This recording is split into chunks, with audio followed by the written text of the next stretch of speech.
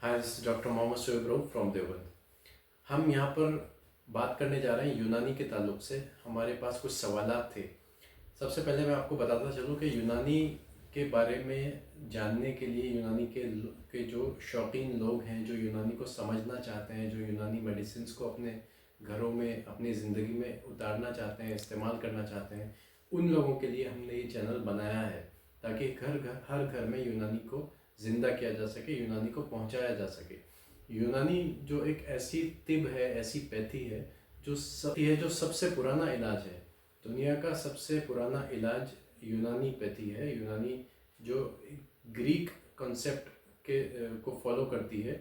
यूनान से के ज़रिए से जो method of medicines, method of disease उनको ठीक करना, किस तरीके से उन दवाओं, तो वो जो एक कंसेप्ट ग्रीक का आया है जिसको हम यूनानी कंसेप्ट बोलते हैं, ये एक बहुत कई हज़ार साल पुराना एक तरीक़ा इलाज है जिसके ज़रिए हकीम लोग अब से 150 साल पहले तक भी हम कह सकते हैं कि बहुत अच्छे तरीक़े से अपना इलाज अंजाम देते थे। जबकि ये कहीं ना कहीं जा कर के अब छूट चुका है। हम अंग्रेज़ी दवाओं के आदी हो चुके हैं, लेकिन अब दौर फिर वहीं पलट कर वापस धीरे धीरे आता जा रहा है। लोग कहते हुए मिल जाते हैं, ख़ास तौर से जो बहुत ही ज़्यादा हाई लेवल के लोग हैं, वो कहते हैं कि हम नेचुरल चीज़ों का इस्तेमाल करते हैं, हम मेडिसिन का इस्तेमाल बिल्कुल नहीं करते। तो ये एक उनकी एक अपनी सेहत को लेकर अवेयरनेस की भी बात हम कह सकते हैं। लेकिन जो एक गरीब तबका है वो ये चाहता है कि हम सिर्फ एक गोली खा करके काम पर चले जाएं और हम जल्द से जल्द ठीक हो जाएं। लेकिन उस गोली के, उस एलोपैथिक दवाओं के साइड इफ़ेक्ट क्या क्या होते हैं, इससे सभी लोग जानते हैं कि कितने नुकसानदायक होते हैं। हालांकि हम किसी पैथी की बुराई नहीं करते हैं कि एलोपैथिक मेडिसिन ने भी अपने आप में एक बहुत तरक्की करी है, अपने आप में बहुत सारी ज़िंदगियां बचाई हैं, बहुत सारी बीमारियों को जड़ से ख़त्म किया है। लेकिन यूनानी जो कंसेप्ट है, ग्रीक कंसेप्ट है, तो वो एक नेचुरल कंसेप्ट है। अगर हम उन दवाओं को का इस्तेमाल अपनी ज़िंदगी में लाते हैं तो हम ये उम्मीद लगाई जा सकती है कि हम ज़्यादा बीमार ही ना पड़ें, या बहुत ज़्यादा जो बड़ी बीमारियां हैं उनको अगर लंबे टाइम तक इलाज यूनानी के ज़रिए किया जा सके, जिसको हम क्रॉनिक डिजीज़ बोलते हैं, तो उनको बीमारी को भी ठीक कंट्रोल में किया जा सकता है और दवाओं से होने वाले, एलोपैथिक दवाओं से या और दूसरी दवाओं से होने वाले जो नुकसानात हैं उनसे भी बचा जा सकता है। तो यहाँ पर हम कुछ सवालात हैं हमारे पास, उनका जवाब देने के लिए आए हैं। सबसे पहला हमारा सवाल है कि खमीरा आब्रेशम हाई बीपी वाले ले सकते हैं क्या? ये सवाल आया। खमीरा आब्रेशम हमारी एक वीडियो थी हकीम अरशद वाला, उसके ऊपर एक सवाल है, खमीरा आब्रेशम हाई बीपी वाले ले सकते हैं क्या? इसका सवाल पूछने वालों का नाम है ट्रू इंडियन के नाम से। तो खमीरा आब्रेशम हाई बीपी वाले बिल्कुल ले सकते हैं, कोई प्रॉब्लम नहीं है, बट एक लिमिट में इसकी डोज ली जानी चाहिए, लिमिट से ज़्यादा ना हो। ये तो है ही उन लोगों के लिए जो जिनकी उम्र 40 साल, 50 साल या 60 साल से ऊपर हो चुकी, जो बलगमी मिजाज के लोग हैं। तो ये खमीरा आब्रेशम अपने आप में काते बलगम है, बलगम को कम करता है। जो चीज़ बलगम को कम करेगी वो कोलेस्ट्रॉल को भी कम करेगी, और जो चीज़ कोलेस्ट्रॉल को कम करेगी वो बीपी को कम करेगी, ना कि बढ़ाएगी। तो बीपी यानी हाइपरटेंशन वालों के लिए खमीरा आब्रेशम हकीम अरशद वाला जो है वो फ़ायदेमंद चीज़ है, बिल्कुल ले सकते हैं। अगला सवाल है फैक्ट न्यूज़। इत्रिफल किशनीज़ी के ऊपर इन्होंने सवाल किया है कि इत्रिफल किशनीज़ी, खमीरा मरवारीद, ख़ास जवारिश कमूनी, हब्बे हल्तीत, लबूब कबीर साथ में ले रहा हूँ, कोई टेंशन तो नहीं है? तो मैं हमेशा ये बोलता हूँ, यूनानी के ताल्लुक़ से हम जितनी भी दवाएं यूनानी में इस्तेमाल करते हैं, खाते हैं, वो अपने आप में ख़ास तौर से जो मुरक्कब दवाएं हैं, जैसे इत्रिफल किशनीज़ी है, उसके अंदर खुद 4 से 5 दवाएं मौजूद हैं। खमीरा मारवारीद है, उसके अंदर 2-3 दवाएं तो मौजूद होती हैं। जवारिश कमूनी है, उसके अंदर कई तरह की दवाएं मौजूद हैं। ये अपने आप में एक नुस्खे होते हैं। इतनी सारी दवाओं को एक साथ लेना सही नहीं है, अलग अलग तो ली जा सकती हैं। मसलन इत्रिफल आपने रात में ले लिया, कोई माजून है वो मॉर्निंग में ले लिया, सब एक साथ लेना या मिक्स करके सबको एक साथ लेना, ये सब बिल्कुल गलत है। इससे दवाओं के मिजाज में बिगाड़ पैदा हो जाता है और दवा ना तो वो काम कर पाएगी, ना वो काम कर पाएगी।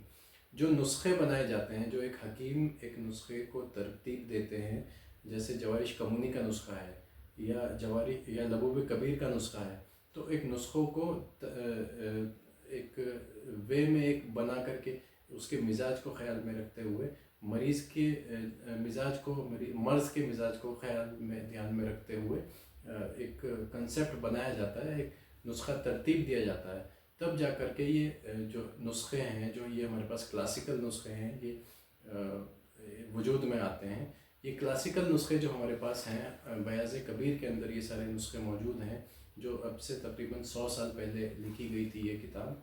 उसके अंदर ये गवर्नमेंट ऑफ इंडिया ने उसको अप्रूव्ड किया, उसको क्लासिकल नुस्खों की शक्ल दी। तो हमें इतनी सारी दवाओं को एक साथ लेने की ज़रूरत यूनानी में नहीं होती। यहाँ पर ऐसा कंसेप्ट नहीं है कि पैरासीटामोल के साथ में हमने एमोक्सिसिलिन भी ले लिया, उसके साथ में हमने लिवोसिट्राजिन भी ले ली, उसके साथ में हमने एंटासिड भी ले लिया। यहाँ पर सारी चीज़ें अलग है। हिकमत जितनी आसान है उतनी ही मुश्किल भी है। तो एक हकीम ही उसको समझ सकता है, जो एक पढ़ा लिखा डॉक्टर है, जो मरीज़ के और मर्ज़ के और दवा के मिजाज को समझता हो, वही नुस्खे को तरतीब दे सकता है और वही नुस्खे को बता सकता है कि कौन सी दवा किस दवा के साथ में मिला करके फ़ायदा कर सकती है या कभी कभी नुकसान भी कर सकती है। तो I hope I answer the question. तीसरा सवाल है अभय मिश्रा, आप ईडी के लिए बेस्ट यूनानी दवा बताइए प्लीज़। ईडी यानी इरेक्टाइल डिसफंक्शन। इरेक्टाइल डिसफंक्शन को सबसे पहले समझना बहुत ज़रूरी है। इरेक्टाइल डिसफंक्शन के ऊपर हमने इसकी दवाओं के ऊपर हमने बहुत सारी वीडियोस पहले भी ऑलरेडी बना चुके हैं, तो वो देख सकते हैं। इसके ऊपर एक अलग से हम वीडियो एक बना देंगे कि इरेक्टाइल डिसफंक्शन के लिए बेस्ट यूनानी। ये एक बहुत तवील टॉपिक है, क्योंकि इरेक्टाइल डिसफंक्शन को समझना और समझाना बहुत ज़रूरी है। तो इसके लिए एक अलग से वीडियो जल्द ही हम बना करके जो है डाल देंगे यूट्यूब पर। इससे अगला सवाल है, डॉक्टर साहब एक वीडियो शुगर की दवाइयों एलोपैथिक के साइड इफ़ेक्ट्स का बनाइए। एलोपैथिक के साइड इफ़ेक्ट्स के ऊपर हम क्या वीडियो बनाएं? एलोपैथिक के साइड इफ़ेक्ट्स के बारे में सभी लोगों को मालूम है और हम किसी भी पैथी की बुराई नहीं करते हैं। मैंने पहले भी बताया कि जो चीज़ आपको फ़ायदा करेगी वो आपको नुकसान भी कर सकती है। कोई भी मेडिसिन हो, कोई भी पैथी हो, तो उसका जितना इफ़ेक्ट होगा उतना साइड इफ़ेक्ट भी ज़रूर होता है। तो ज़रूरी हम इस चीज़ के कायल नहीं कि किसी चीज़ के साइड इफ़ेक्ट्स का वीडियो बनाया जाए। बस अपने डॉक्टर की निगरानी में रह करके उन दवाओं को इस्तेमाल करें। और अब हमारा अगला सवाल है वसीम सादिक साहब का। डॉक्टर साहब, सर प्लीज़ मुझे बताइए कि माजून स्पंज सोख्तनी से पाइल्स की प्रॉब्लम हो सकती है क्या? स्पंज सोख्तनी से पाइल्स की प्रॉब्लम बिल्कुल हो सकती है, क्योंकि पाइल्स को सबसे पहले समझिए। पाइल्स की प्रॉब्लम यानी बवासीर की प्रॉब्लम होती क्यों है? बवासीर की प्रॉब्लम वहाँ पर होगी जहाँ पर कब्ज़ की शिकायत होगी, कॉन्स्टिपेशन की शिकायत होगी। तो जो दवा किसी को कब्ज़ पैदा कर सकती है, कॉन्स्टिपेशन पैदा कर सकती है, वो उसको पाइल्स के मर्ज़ को भी बढ़ावा दे सकती है अगर वो लॉन्ग टाइम तक इस्तेमाल की जाए। तो इसमें जो है स्पंज सोख्तनी एक गर्म मिजाज की दवा है जो बलगमी मिजाज के लोगों के लिए फ़ायदेमंद है। तो हो सकती है पाइल्स की प्रॉब्लम इस दवा से हो सकती है अगर हम बहुत लंबे वक्त तक इसको इस्तेमाल करते हैं तो। और हेपेटाइटिस बी के लिए मरीज़ को ये खिला सकते हैं क्या? हेपेटाइटिस बी के लिए माजून स्पंज सोख्तनी का कोई ख़ास रोल नहीं है। माजून उसके लिए माजून दबीदुल वर्द, बहुत सारे अर्क़ियात हैं जिसको हम चार अर्क या 4 अर्क बोलते हैं। अर्क बादियान, अर्क मको, अर्क कासनी, अर्क ब्रंजासिफ, माजून दबीदुल वर्द, बहुत सारे जवारिशात हम उसको इस्तेमाल करा सकते हैं। और हेपेटाइटिस बी के लिए हर किसी मरीज़ का डिफरेंट मिजाज होता है, डिफरेंट कॉम्प्लिकेशंस होते हैं। वो उन कॉम्प्लिकेशंस को ध्यान में रखते हुए उस मरीज़ की दवा उस मर्ज़ के अकॉर्डिंग, उसके कॉम्प्लिकेशंस के अकॉर्डिंग हेपेटाइटिस बी के लिए सेट की जाती है। सर एक्जिमा की कोई दवा बताइए। एक्जिमा दरअसल स्किन का एक ऐसा मर्ज़ है जिसमें स्किन के ऊपर खुश्की आ जाती है। तो हम कह सकते हैं कि ये एक गर्म खुश्क अमराज है। तो इसको तरावट के साथ में ठीक किया जाए।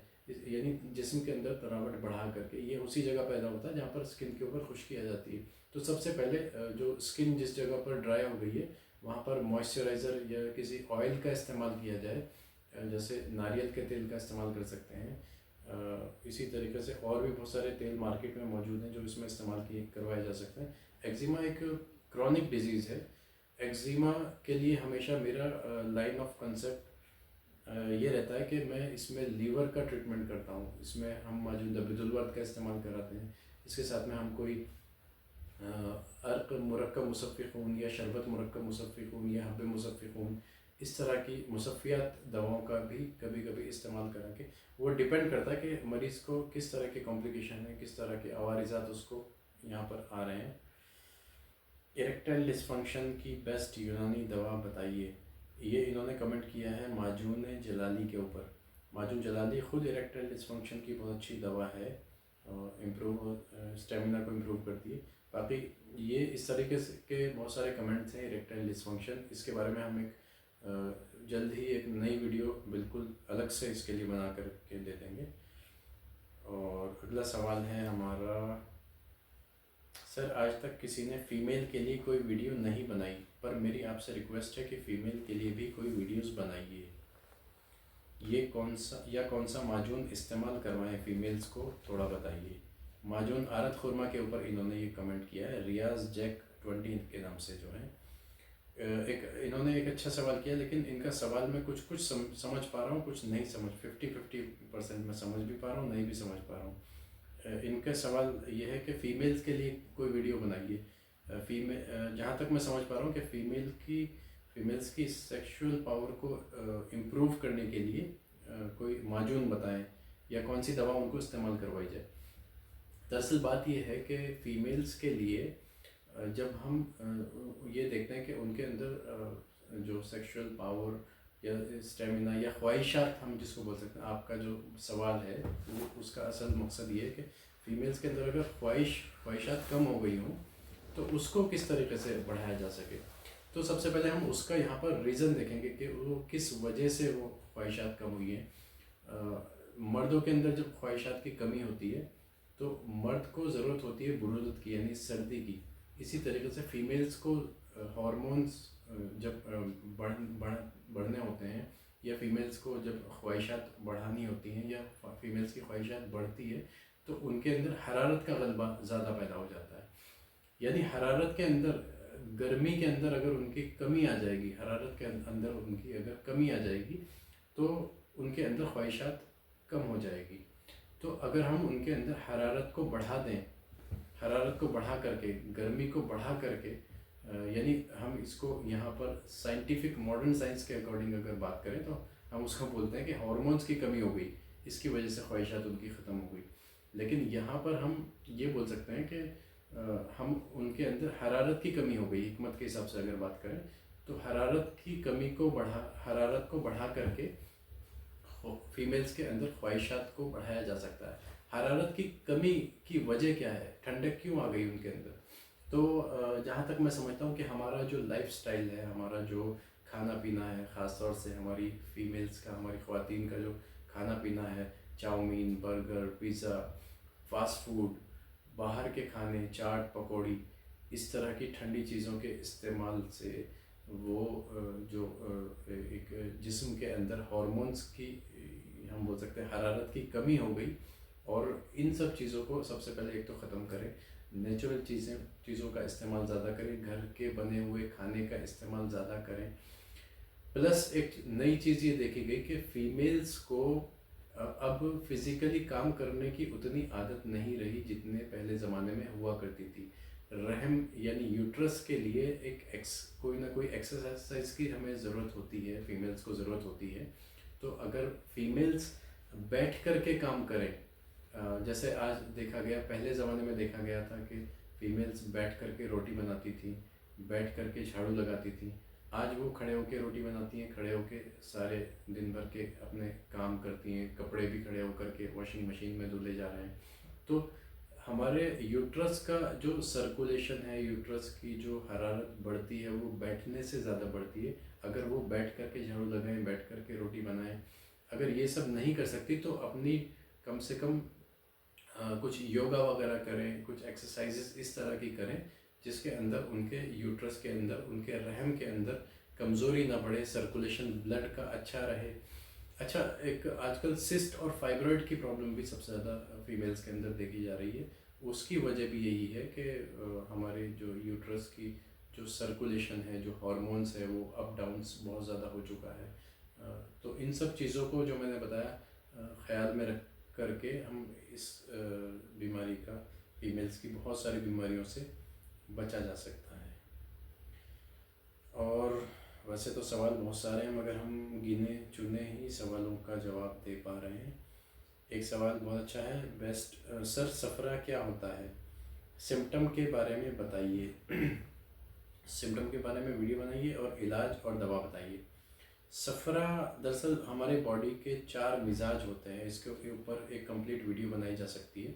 हमारे हिकमत के अकॉर्डिंग अगर देखा जाए तो हमारे जिस्म के हमारे जो एक मिजाज होते हैं वो 4 खिलतों पर, 4 चीज़ों पर डिपेंड है, जिसमें से एक सफ़रा होता है और बाकी जो है सौदा, सफ़रा, दम और बलगम। दम यानी खून।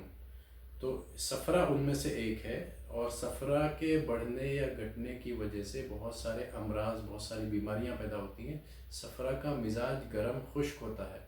सफ़रा के बढ़ने से बहुत सारी स्किन डिजीज़ हो जाती हैं। सफ़रा के बढ़ने से बहुत सारे गर्म अमराज हो जाते हैं। तो इसके सिम्टम, सफ़रा के सिम्टम ये हैं, सफ़रा भी जो मरीज़ होगा पतला दुबला होगा, उसके चेहरे पर या उसकी आँखों में हल्का पीलापन भी ज़रूर होगा और वो बहुत एक्टिव रहता है सफ़रा का मरीज़। सफ़रावी जो इंसान होता है, सफ़रावी मिजाज का जो मरीज़ होता है या सफ़रावी मिजाज का जो इंसान होता है वो एक्टिव रहता है हमेशा, कभी सुस्ती नहीं आती उसके अंदर और बहुत लड़ने झगड़ने वाला होता है। तो अगर हमने किसी मरीज़ का मिजाज देख करके ये पता लगा लिया कि ये सफ़रावी मिजाज का है, तो हम उसके अंदर बहुत सारी बातें सिर्फ उसकी शक्ल देखकर बता सकते हैं कि इसके ये लड़ने झगड़ने वाला इंसान है, ये इसको भूख बहुत ज़्यादा लगती है, इसको जो है बहुत एक्टिव रहने वाला इंसान है, नींद बहुत कम आती है, या इस तरह की चीज़ें हम बता सकते हैं। तो ये सफ़रावी मिजाज की अलामतें होती हैं। इसके बाद है सोराइसिस में ये काम करती है क्या दवा। इत्रिफल छात्रा के ऊपर ये सवाल आया है। इत्रिफल छात्रा सोराइसिस में कहीं ना कहीं काम करेगा, बिल्कुल करेगा, क्योंकि इत्रिफल छात्रा अपने आप में डॉक्टर ऑफ स्किन है, स्किन की एक कंप्लीट दवा है। और एक्जिमा का एक सवाल आया था। एक्जिमा के लिए एक चीज़ और मैं बताता चलूँ, एक्जिमा में लीच थेरेपी एक की जाती है आजकल, जिसको हम जोक लगा करके वहाँ पर इलाज करना होता है, और कई मरतबा हिजामा करना भी एक्जिमा में, वो डिपेंड करता है कि स्किन के किस जगह पर एक्जिमा हुआ है, ये सब चीज़ें। तो जोक लगाना या हिजामा करना, हिजामा कम फ़ायदेमंद है, लीच थेरेपी करना उसके ऊपर ज़्यादा फ़ायदेमंद है। अगर आपके पास कोई लीच प्रैक्टिशनर है करने वाले, आयुर्वेदिक या यूनानी वाले, तो एक्जिमा के इलाज के लिए लीच थेरेपी बेस्ट ट्रीटमेंट है, ट्रीटमेंट विदाउट मेडिसिन है। और वैसे तो सवाल बहुत सारे हैं, पर आई थिंक वीडियो बहुत लंबी हो जाएगी, और जो सवालों के जवाब आए हैं मैंने आई थिंक कि मैंने अच्छे से आंसर किया है। हमारे एक व्यूवर्स की एक सबसे बड़ी कमी ये है कि हमारे चैनल को सब्सक्राइब नहीं करते हैं मोस्टली, यानी 80% से ज़्यादा जो हमारे रिटर्निंग व्यूवर्स हैं जो वापस आ रहे हैं लौट कर, वो हमारे वीडियोस तो देख रहे हैं मगर हमारे चैनल को सब्सक्राइब नहीं करते, जिसकी वजह से थोड़ी हौसले के अंदर हमारी कमी रहती है। तो हमारी हौसला अफजाई के लिए हमारे चैनल को ज़रूर सब्सक्राइब करें, और अगर कोई आपके सवाल हों तो इस वीडियो के कमेंट बॉक्स में ज़रूर डालिए। Thank you very much.